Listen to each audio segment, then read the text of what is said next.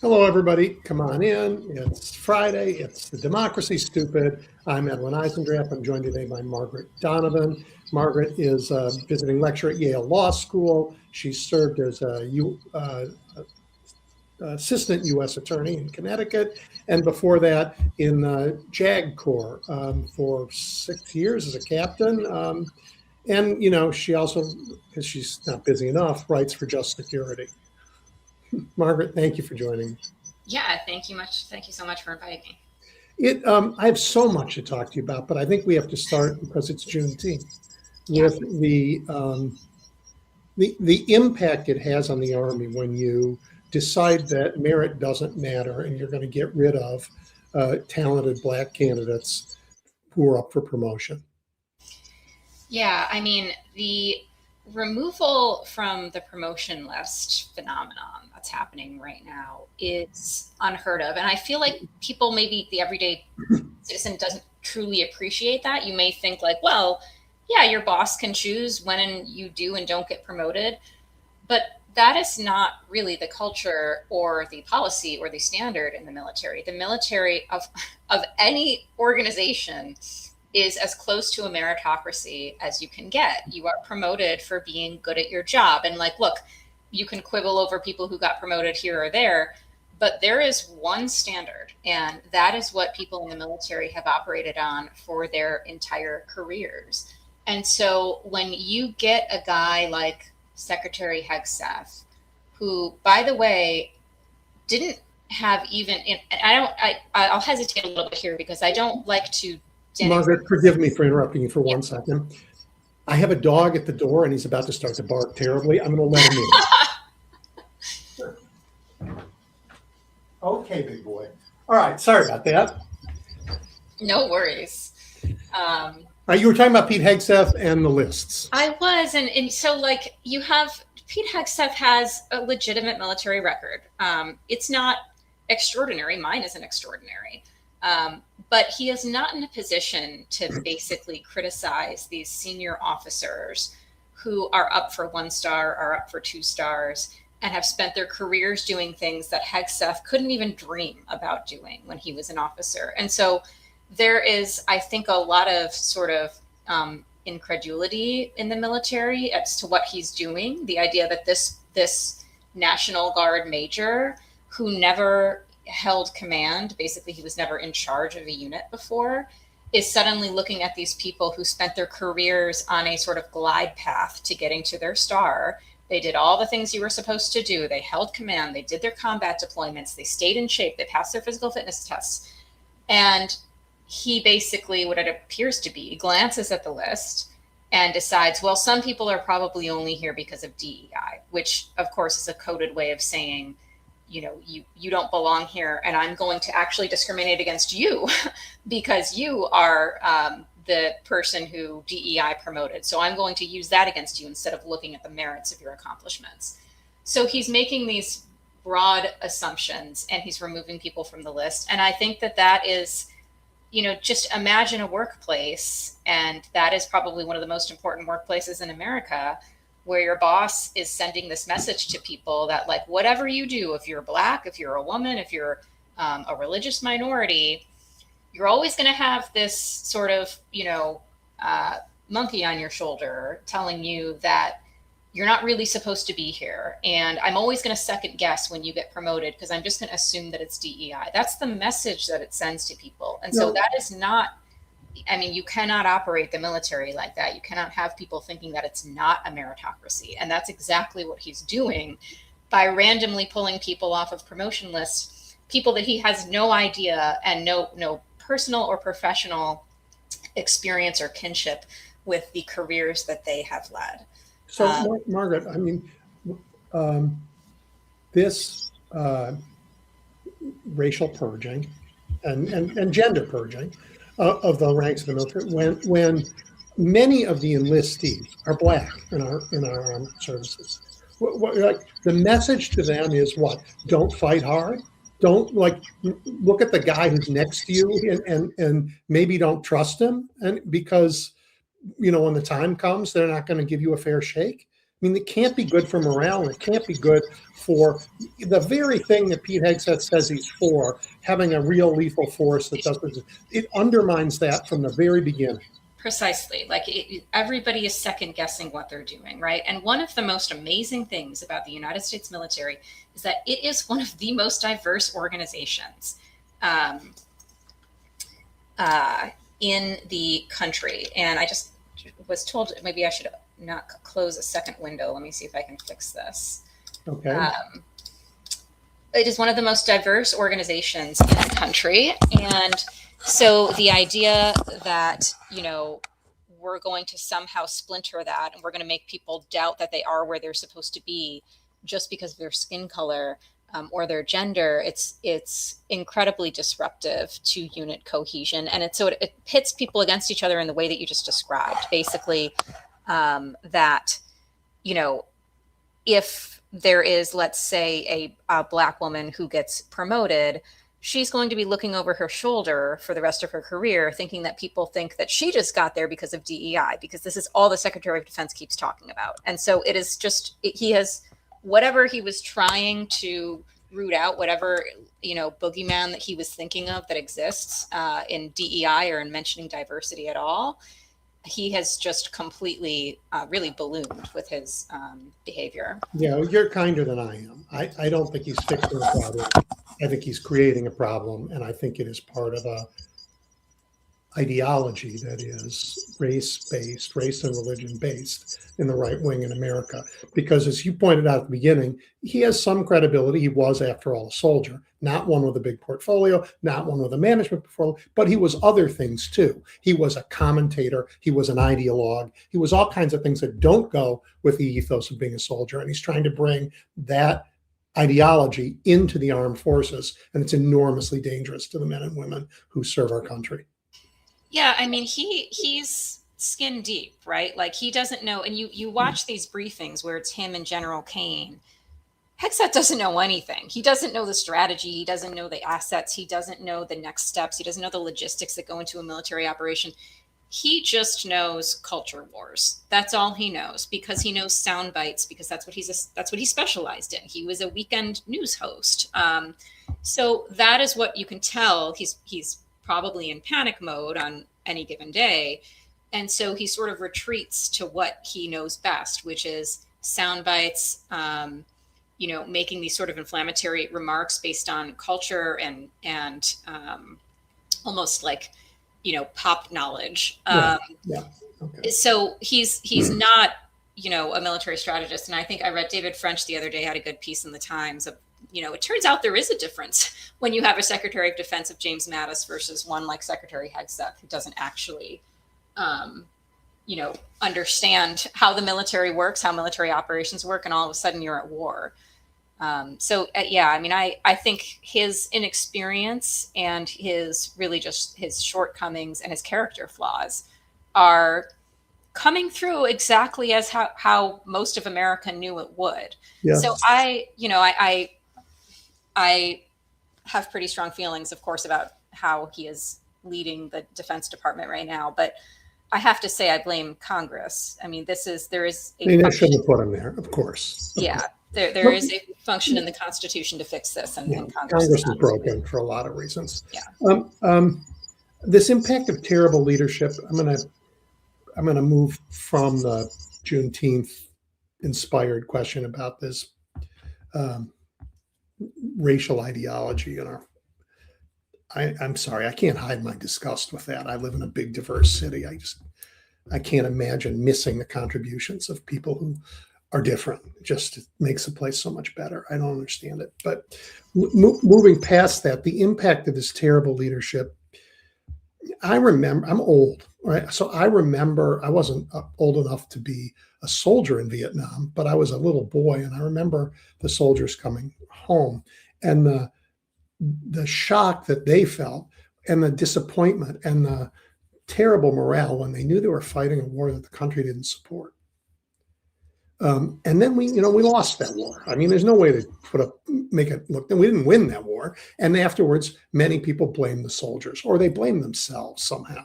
And I'm wondering, now we are in this terrible, similar experience where the president, without bothering to give us 2 cents of a reason why, sent our troops to go to war in Iran.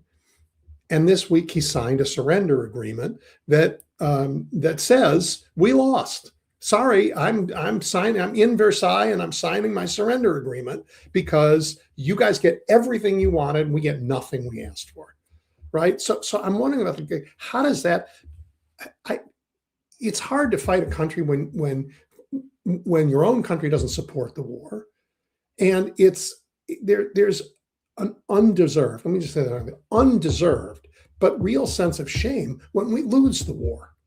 And I'm just wondering, like, what's the impact on our military going forward of this kind of stupid adventurism that leads to this kind of crushing surrender deal?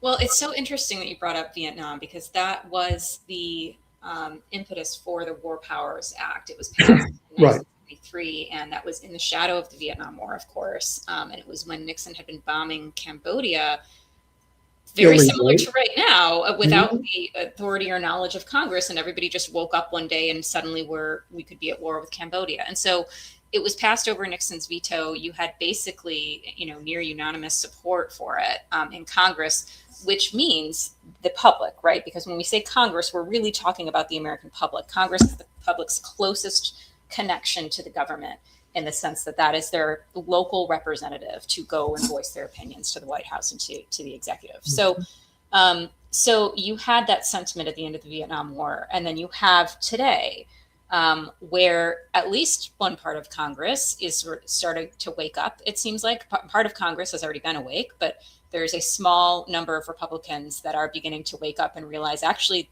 the Constitution did assign them power to bring this to a halt. And the War Powers Act, although it's never been challenged in terms of its war powers as being constitutional or unconstitutional, my opinion is that it would be upheld to be constitutional if it ever reached the Supreme Court for long and boring reasons we can get into. But all of this is to say is that you have this tension that I feel like non-veteran Americans probably feel of, I don't want to disparage these soldiers' service. I don't want to make soldiers feel, because remember, this is something I actually feel pretty passionately about. We have had people deployed since February 28th and before then, because we were building up in the Sea of Oman and in the regional area leading up to February 28th.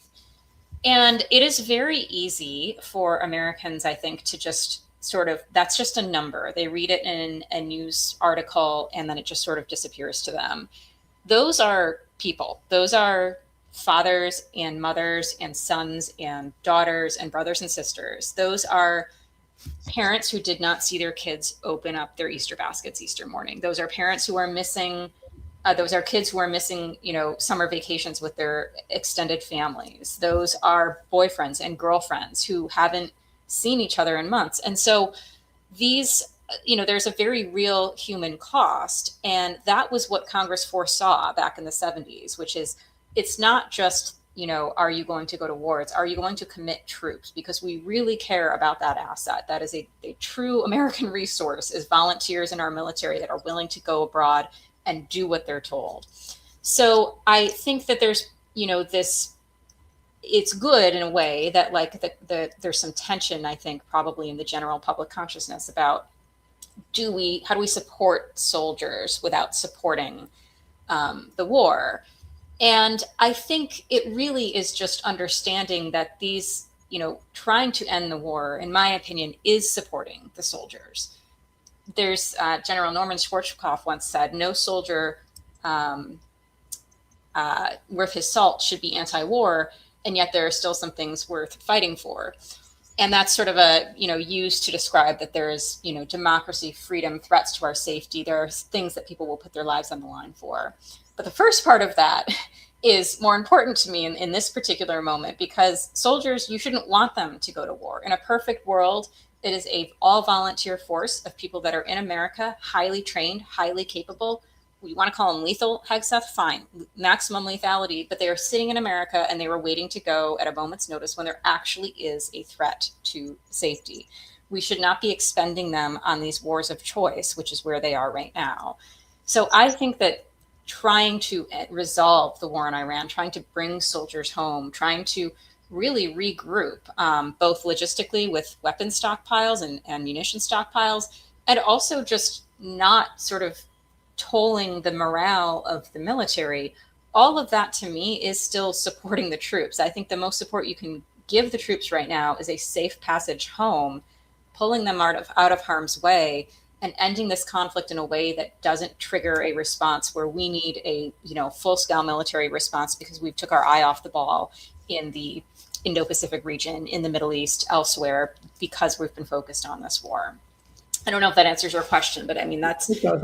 I am desperately worried about the well-being of the women and men who are out there.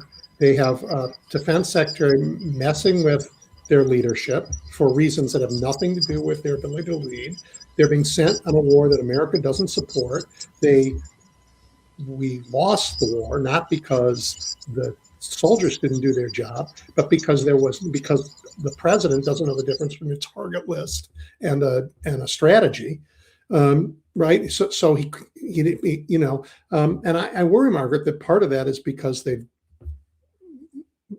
not looking at the world. They've moved we'll talk about this in a minute, but they've moved the whole intelligence initiative here to hunt Antifa here at home, as opposed to pay attention to what's going on in the world. Yeah, I mean, I think, there are certain things that the administration does that I think any administration that soldiers can kind of shake off. Like, and I'll give you an example. I was in Iraq in 2016, and I was working in a strike cell, and it was a presidential election year. And so you had this huge Republican field at the time. I don't know if you remember. It was, I do. It was a total circus, and everybody was trying to out crazy everybody else. And so we were in the strike cell in Baghdad, and we had politicians on the screen watching on TV saying, we should be carpet bombing ISIS. We should be doing all types of things that would violate the law of armed conflict, right? And soldiers honestly just sort of shrugged their shoulders. They were like, it's politicians. We know what the right way is. We have these very stoic and sober and kind of staid commanders that we are answering to. It's almost like watching reality TV, watching this, sort of preposterous campaign go on back at home while we're over here being grown-ups and doing the real mission. So in some sense, soldiers are almost used to like the winds of politics and the crazy things that politicians say, but we're in a very different territory now because we have the commander-in-chief who is still saying those crazy things, and he has actual legal authority to command the troops in wartime and other times. So it, to some extent, I think that soldiers can ignore a lot of it, but I think the administration is making it very difficult when it is actually directing commanders to do things, and then it's just basically disappearing commanders when they don't agree. That has a very significant effect on morale. That's something we see at the DOJ. It's not, of course, a military chain of command, but you see leaders in the DOJ, leaders in the FBI. You see people stand up to do the right thing, and then poof, they're gone. They're out of the bureau, they're out of the department, their retirements are, no longer available to them. Yep. And then you have this other piece to it. So what I'm talking about now is basically like direct orders to do something or to do something that is illegal, immoral, unethical. But you also have these other sort of almost on the periphery of all of this. For example, when Bob Mueller died, the president said, good, like it was, it's not even worth getting into what he said because it's so completely preposterous to even publicize again.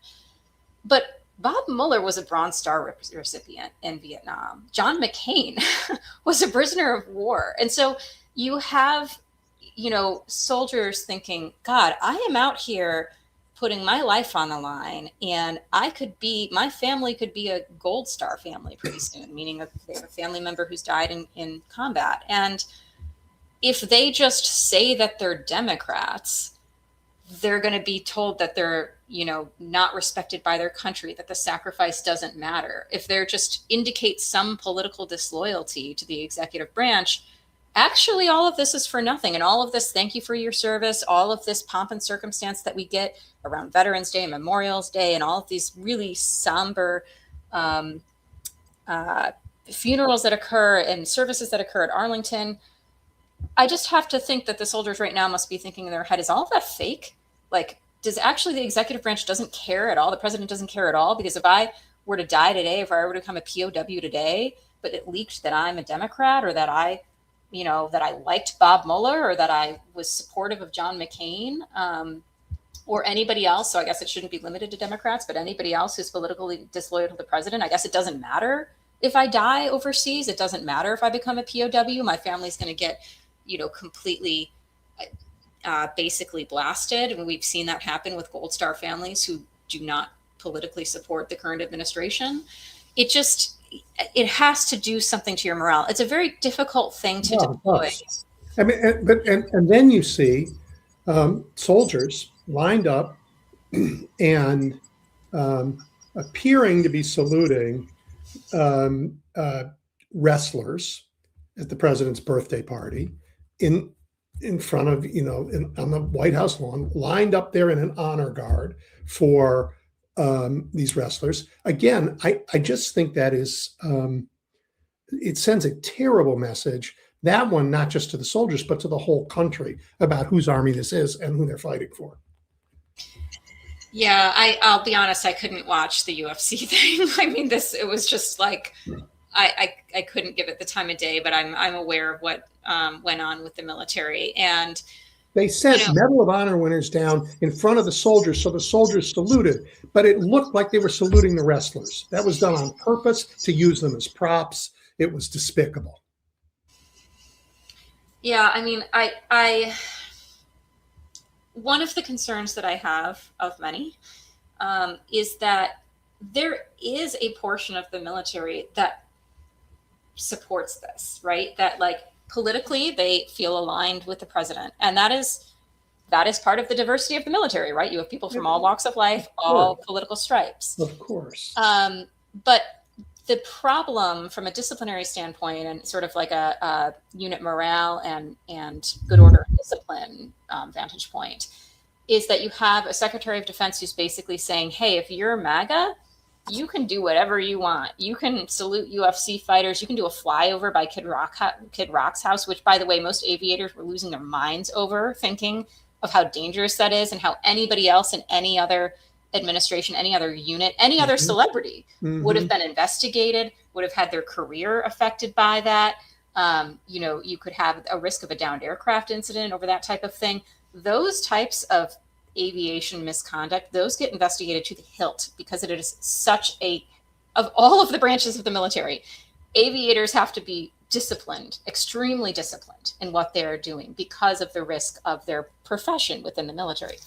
So you have this culture where the Secretary of Defense is basically saying, like, if you're MAGA, you don't have to follow good order and discipline. You can do whatever you want. We're going to give you a pass for this. And that alienates people who either are really anybody, right? Anybody who isn't MAGA. And so it also undercuts commanders. For example, the unit that did that flyover, that was my former unit, the 101st Airborne. And by the Secretary of Defense coming in and saying, no investigation, it's over, what he's actually doing is he's taking authority away from the commander of the 101st Airborne Division, which the commander's never going to say that he's annoyed by that, right? He's just going to, like, salute and say, got it, sir, I follow orders too. But the reality of the scenario is everybody at the 101st suddenly realizes that the commander could just be undercut by the Secretary of Defense, who knows nothing but saw it on X or Instagram or whatever and made a sort of snap decision about it. So the point that you're making about the UFC fight is, like, there are people who will tell you, I wouldn't be surprised if the soldiers who were there would tell you, like, it was awesome. I don't care it wasn't a big deal. But that is the true danger to me, I think, is that you have soldiers who are thinking, I can get away with this. And soldiers who don't feel that way feel unwelcome now. Correct. In our armed services. So it's an attempt to completely politicize a very lethal force. Correct. It's enormously dangerous. And they're practicing their lethality still in the Caribbean and the Pacific in ways that I think you've said might be actually illegal. Oh, I've said and I say are illegal. Yes, and that is something that you know I I continue to talk about. I continue to write about. I continue to publicize. We are over 200 people killed in the Caribbean, and this is not going away. This is something that Congress will be looking at. These are offenses that do not have statutes of limitations. So, as soon as there is a new administration, maybe even before that, when Congress changes hands, there are people who are going to be subpoenaed to testify, and they're going to be asked, why did you pull the trigger? There's this concept that I'm sure many of your listeners have heard about, the banality of evil, and it basically is when you're in a giant bureaucracy, it's very easy to pull the lever on something because you're just saying, well, I wasn't my fault, I got ordered to do it. And the person who ordered you to do something will say, well, it wasn't my fault, I mean, the person below me was the one who pulled the trigger. And so you have this sort of like bureaucratic soup that keeps people from feeling responsible for things and also prevents them from sort of standing up morally and ethically to what they know is right. And that is sort of like the perfect storm in the military. If you have somebody at the top who is doing something bad, going down this chain of command. I am unwilling to call these coincidences yet. I do think you have, let's put the pieces we've talked about together. You have an undermining of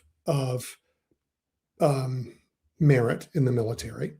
You have an appeal that's based on race and religion ideology and MAGA pounding the table stuff to the military that says, you're our real soldiers, the other one's not so much, right? Using the national symbols to do that while telling people break the law, kill those people in the Caribbean, and do it for months and months and months and months till we get used to following illegal orders. And now we know the Vice President of the United States was arguing for the Insurrection Act so that those same troops would be put on the streets of Minneapolis because even though ICE was killing protesters wasn't enough, we wanted the military to step in too. Aren't you terrified? I am and I'm not, and here's why. When that Minneapolis is a great example. At one point in Minneapolis in January of this year, you had two National Guard units, I think, that were going there or were there. You had local police, you had ICE, and then you had this prospect of, I think it was an infantry division, the 11th Infantry Division out of Alaska, coming down to Minneapolis, and then possibly invoking the Insurrection Act, which for ways we could go into in another episode would be completely and profoundly illegal and unprecedented. That doesn't mean they won't do it, and the courts don't move as fast as the executive branch. This administration, Margaret, has shown they will do things that are illegal, and the courts will tell them so 4 months later. Well, yes, and they have the immunity decision. Like, that's what all of this flows from, right? Because you have Trump versus US, and you have an executive branch saying, like, doesn't matter, I can break the law, this is all within my official conduct, nothing you can do. The answer, according to the Supreme Court and under the Constitution, is impeachment. Nobody's impeaching me, so it's free reign. So that you have a broken democracy here. But I'll tell you why I'm not quite as scared about the military going that way. Not to say that it isn't a risk, because it is, and I think that you definitely see warning signs here.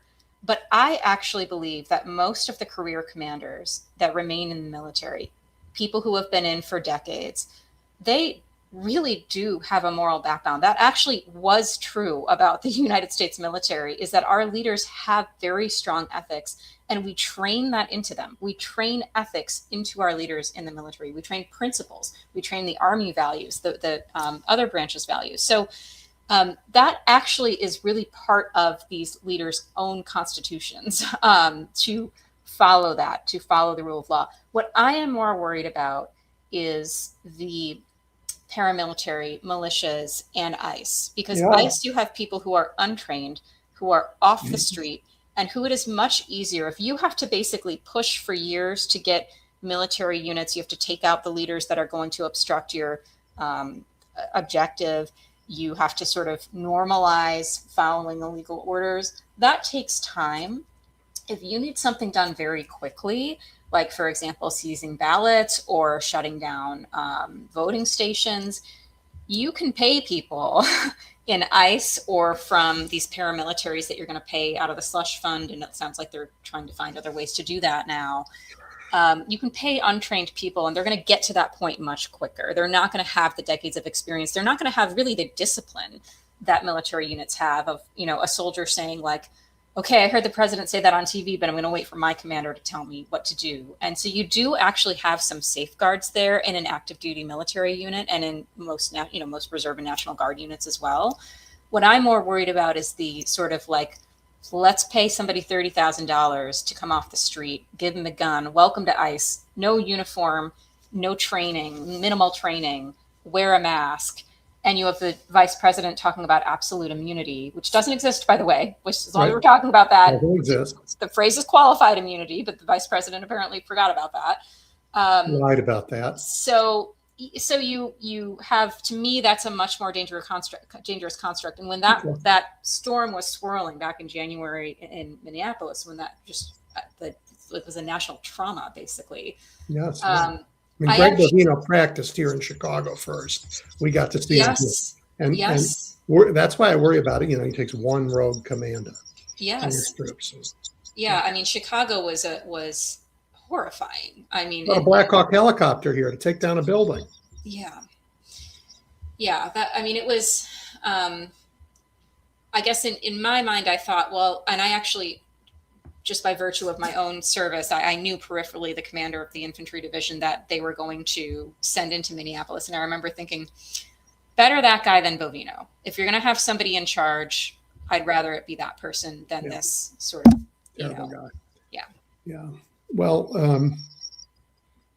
CNN broke a story right before we went on the air, and it was that Bill Pulte, Trump's appointee, not even a nominee, he gets to appoint a temporary head of DNI. That's our highest intelligence official. He showed up to his office a day early. He showed up there and he asked about private jets that would take him, to where he needs to go. And he said he was looking at firing a couple hundred people because we don't need them, because I need the ones who are going to be loyal so that we can look at the problems that we really need to face. And I want to ask you, do you remember in September, the president published this thing that was his National Security Presidential Memorandum 7. And at the time I read it and was terrified. And then Pam Bondi issued after that directions on how it was going to work. They were going to fund this stuff all to look at groups that they described as maybe they're anti-Christian, maybe they don't have the same sense of what America is that we have, maybe they aren't sufficiently loyal. Just basically anybody, broad, like anybody could be a terrorist. We don't even have law about domestic terrorists, but they said, yeah, they're going to be, and we're going to use the government to go after them. And we've already seen this. We've seen it with the Southern Poverty Law Center. We see it with a voting rights group in Ohio last week. And I worry that Bill Pulte is showing up and saying, I can fire a couple hundred people because who needs them? I just need the ones who are focused on this. Means we are in for a very dangerous time twice. One, the intelligence apparatus that we put together is coming after Americans. And two, they're not paying attention to the rest of the world. Yeah. So the Bill Pulte's nomination, the statutory requirement for that job is that it is somebody with intelligence experience. It is somebody who is an expert in intelligence. Bill Pulte is not an expert in anything. Yes. He doesn't have intelligence or expertise in intelligence. Yeah. Let alone defense intelligence, national security. Yep. I'm going to sound like a broken drum, but I keep a broken record, but I keep wanting to beat this drum here of like, this is Congress. Like, Congress, you can stop this from happening. You can impeach the president. You can impeach Pulte. You can remove him from his job. The president canceled Jay Clayton's hearing. It is a Senate confirmation hearing. Yes. So I feel like most like elementary school, government classes would teach you like that occurs in the Senate. That, yep, So, so that, I mean, that tells you where we are. And so, Margaret, it is a fact. This is where we are. So the question is what to do about it between now and when we can change Congress, because Congress is broken, started to get broken in the 1970s. With Buckley versus Vallejo and unlimited campaign spending. It's gotten more broken every year since then. Its jurisdictions are a mess. Its committee structures are ancient and don't fit the world we're in. There are a lot of things Congress has to do in order to take back its Article 1 powers, right? It has to protect itself from a expansive executive branch that thinks it can do everything. It has to protect itself from a Supreme Court who thinks it can slap down everything they do just because, right? It has a lot of work to do. It's not going to do that work between now and the end of the year, not between now and January, not in a million years. So what do we have to do between now and then? I think a lot of this is going to fall to states' attorney generals. I think it is going to be up to localities and to basically a localized law enforcement or governance structure to protect their ballots. If you don't think Pulte's going straight for the midterms, like you're not paying attention. Like that is, everything is happening before our eyes. Yes, and the Congress you're talking about is looking at it and going, nah. Correct. The warning, it's not even a warning sign. It's just a sign. It's just, it's here. So I think that localities need to prepare for that. I think states attorneys general need to prepare for that. I think they need to gear up for courts, for in state courts and federal courts, Article 3 courts, to protect the integrity of ballots and of states' abilities to conduct elections, how states want to need to conduct elections, how they do it in accordance with their own laws. But you know what that doesn't solve, unfortunately, is the sort of shaking confidence in the system itself. Because as we've all seen from Trump's ability to command people's consciousness after the 2020 election, simply casting doubt on the election can galvanize a dangerously large amount of people who believe what they see online and who believe what they see on X. So the idea that Pulte could just seize ballots, could say that elections were done improperly, or could otherwise cast doubt that he's going to be supported by the sort of sycophants that populate the rest of the cabinet. That to me is the more troubling problem that I just don't think we can fix, right? Because it's one thing for a state to defend its election process, but it's another for the White House to say, like, look, we're in court. So, like, obviously there's a debatable issue here, because why would we be in court in front of a judge if there wasn't? And if we lose, so what? We'll just say the judge was wrong and the judge was a Democrat. So the sort of shaken faith in democracy, I don't know how to address that. And I wish I did, other than I think people just need to get off the internet and off of X and need to really be participating in their democracy more. You should be volunteering to go to polls.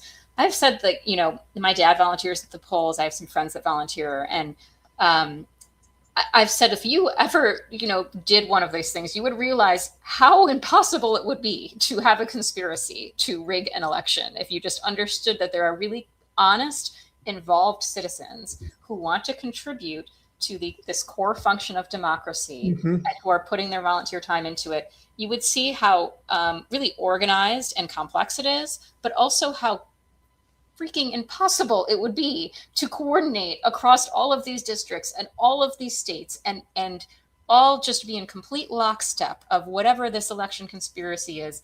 And by the way, nobody breaks. Nobody ends up like flipping and giving up the rest of the conspiracy. Everybody's just a complete, you know, locked into this. It is so farcical and so unbelievable, but here we are. I want to make you feel better. Yeah. I think that these tricks that worked in 2020 do not work anymore. I think Americans know they're liars by vast numbers and know it more every day. I think the lying about Iran, just to go back there, just in the last week, has undercut their credibility so amazing. They're going to have no ballistic missiles. They're going to have none of, why shouldn't they have ballistic missiles? I mean, people do, there are things people notice. I'm going to cut your gas prices. What you're doing, what? I mean, so I mean, partly we're saved by the fact that democracy works when you let it work, when you actually represent people, and when you ignore them and behave like a fascist, you end up with bad results for people. And Americans are seeing the bad results in their lives, and they can't stand it. And it doesn't, our partisan leanings are hard coded into us. They are. I get that. But there are enough of us who are willing to look at evidence, and they're turning out everywhere. I think if they went in and took the ballots and said it was rigged and said, we're not seating these people in Congress, 50 million Americans would surround the Capitol and say, none of you is leaving until you fix this problem. And we would stay there as long as it takes. Because I just think we have woken the last year, while he's been consolidating power and Congress has been giving it to him and the courts have been giving it to him. So you have the most powerful president in American history right now. Americans have learned how to fight back this year too. We rediscovered an old muscle, that we haven't used in a long time, that we don't outsource everything to the lawyers to go to court and solve the problems for us. We are going to go out there and do exactly what you just talked about. We're going to volunteer in the elections. We're going to stand in front of the polling places. I saw it here in Chicago when ICE came, when people who have nothing to do with politics, never thought about immigration, rushed out of their houses to go make sure kids could get home from school, and it was partly because we wanted to look out for each other, but it was also, let's be honest, we don't like armed thugs telling us what to do. That's just, so I think I am confident that we have learned how to fight back, and we're going to see it. And America is going to make the world proud again, because this is the biggest threat to our democracy we've ever faced, and we're going to stand it down. And then we're going to fix that Congress that is broken. Now, I love that sentiment, and it is really amazing to reflect on that and what the American spirit means and how it has endured since the founding, especially where we're at this sort of really meaningful year, this anniversary, and I think that does sort of get me out of bed in the morning, to be honest, to thinking that that's still alive in Americans. That is something that we grew up, saying the Pledge of Allegiance and learning that in our elementary schools, and just understanding what it means to be an American is that you stand for principles. You don't stand for objects or materials, and all of that comes into daily life, but you stand for an American ideal, and that is still very much alive. And so I think you're right. If there's one silver lining to this, it's that you're suddenly seeing the strength of that and the endurance of that in everyday Americans. So I'm here in Chicago, where the Obama Center opened officially yesterday in a beautiful ceremony. And I'm going to go back to the beginning, because it's Juneteenth, and we talked about this in the negative sense with regard to Pete Hegseth. This country was founded by people who said all men are created equal, and we're about liberty and freedom, and yet the Constitution had slavery in it. Constitution allowed slavery and talked about 3/5. But they set this goalpost to aim after, and amazing. The history of Black America to overcome what it had to overcome, to the courage of the individuals in that community to endure through what they had to endure, to become full citizens, to have the whole country join together, enough Black and white and other Americans to elect one president, and to move past that. That is such a core to our sense of who we are, that we can take people who we have treated so terribly and make them full citizens, and then benefit from their contributions. That is an amazing thing. And these terrible people would get rid of that. They don't even want us to remember that history. It's an amazing thing. And we are not going to forget. We're just not going to forget. It is. And that's just a really beautiful sentiment.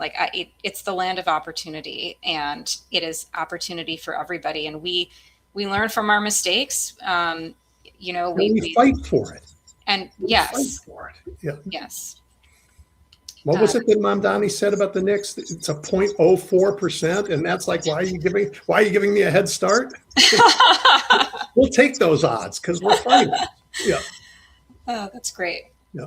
Margaret, I really appreciate your time and the thought that you've put into these incredibly difficult issues, and that you are spending your time sharing your knowledge with everybody in this moment is very important. So I'm deeply grateful.